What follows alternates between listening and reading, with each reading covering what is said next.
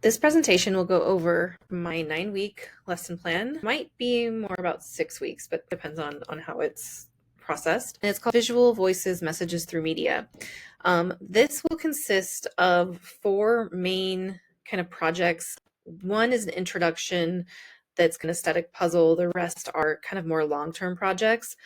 We focus on identity and culture, emotion, social and political expression, and kind of even like hidden messages. We look at the principles for visual cultural education from Duncombe, and those are embedded throughout all of the lessons and all of the work using different principles for different projects. We focus on looking at critiquing. This is critiquing and reflection that are either independent with a peer or even as a class.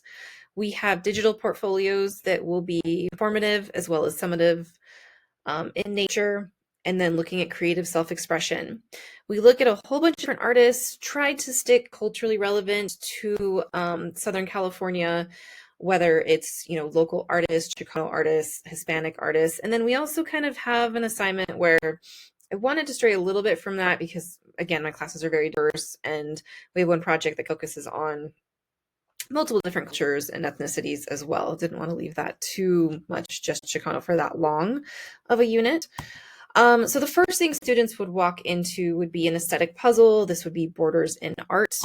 And here we would look at how different artists use borders to send a message, right? So we have Fernandez, who looks at the border itself, literally the dividing fence of the border, paints it, and creates this talking points, this negative space within the border wall itself, and so kind of the physical border aspect, versus Jimenez, who has a fiberglass sculpture of the literal people that would be crossing the border and pulling in that emotion that we see through that. So having more of a personified version of it versus kind of this abstract version of it, and a classroom discussion and prompts that the students would go over to segue into the next projects.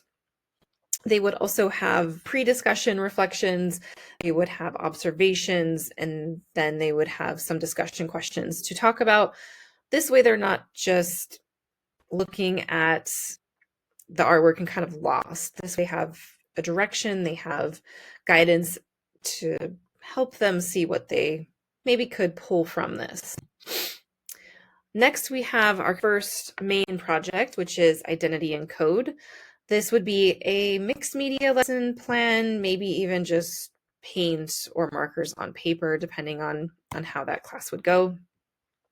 And here we look at hidden identities and messages. So we look at Guillermo Bert primarily his barcode series is what this is based off of. He does have a warrior project where we look at QR codes, which again is way more relevant, and then even decoding the desert here with looking at the ones and the zeros and making everything almost this computer generated abstractness. We pull in Shepard Fairey, who also has beautiful prints, but more deep messages with them, and even a history of, Obey culture that we can talk about. So we start looking at decoding the works, critiquing them, and reflecting. We do this a couple different ways, and then students would actually make their own artwork. I give them worksheets and prompts to help analyze some of these artworks, to give them a starting point, having a post-session reflection as a group and as a class, and then even having this digital portfolio slide that they would do for all of these artworks. They would have the finished project of the work, they would have some progress photos, an artist statement, and even a title that they would create. So this would stay pretty consistent for all the projects. They would have a slide similar to this. The next project would be 3D faces. This is a mixed media 3D collage. This one's a little bit more tactile, a little bit more actual dimension here. They would be using cardboard to build that up into a portrait of a face of themselves. They would have some group activities, again, looking at artworks from different artists, breaking those down. We would look at each one of those artists as well as some traditional expressionist artists to kind of pull in some of those more traditional ideas of expressionism, making connections with more modern artists. We would look at color, look at their favorite color, pick a color, talk about the meaning, talk about the psychology behind it, talk about just emotions and responses to colors, and then tying that into lines as well. What kind of lines can we use within a work to portray different emotions and pulling from that? So they would have an interview to start with this one, thinking about themselves, thinking about how they feel, their emotions, their culture, kind of how these things tie together. They would also do some expressive lines. And this one I made more like it would be a pen and ink or pencil kind of worksheet. This could segue into using line and color together, maybe a third worksheet or something that might kind of tie that together a little bit more. But playing with those lines, playing with these ideas before putting them onto a project.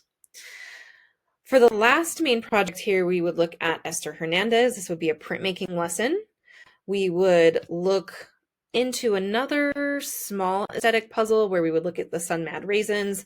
We would have bowls at the tables where students would come in and be able to pick up an actual box of raisins, a small one, with this print on it, giving them a chance to hold the artwork, look at the artwork, look at it in its true context. What do they think of food every day that we have, we eat, we don't think much of, and tying that into a little bit of the history of that artwork.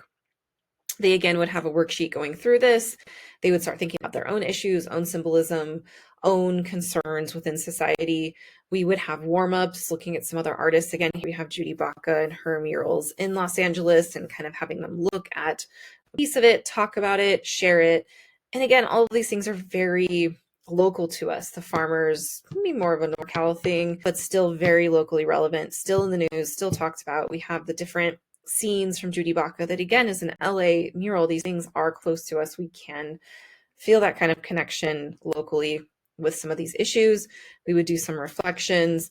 Again, they would create their own artwork. This is the one that would take a little bit longer. This would be towards the end of the unit, tying in everything that they've learned from the beginning and now making a more long-term project, thinking about color, thinking about placement, thinking about composition as we've moved through all of this. Some of the things I would keep pretty consistent. I only showed one rubric here because all my rubrics are pretty much the same. This is something me and my department have used and I wanted to stick to.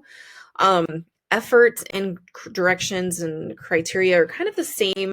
Quality, there's always 3 sections, but it changes based. Craftsmanship stays the same, but it's those 3 quality ones that really tie into the lesson itself. This way students know what they're getting graded for. They know the basics of what they need to do to get most of those points and then what they need to do to hone in those skills for the specific project.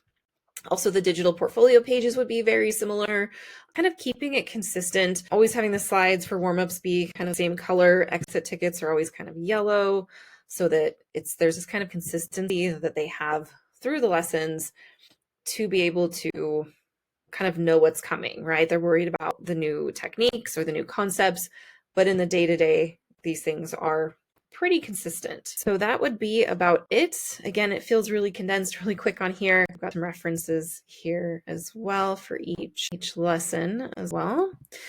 But yeah, just kind of pulling from each of those, tying it into these bigger ideas, and hopefully helping them build upon their critique skills, their reflection skills, their technical skills, and also learning more about what's exposed to them, right? Messages through media. All of these artworks show different messages, and do students know what those are? Do they take them at face value or do they delve deeper? And hopefully by the end of this unit, they would be able to see some of those things presented to them in society and have a better understanding of what society is showing them, why they're being showed that, and how that can be interpreted, even based off of the different relationships, cultures, connections in the class itself.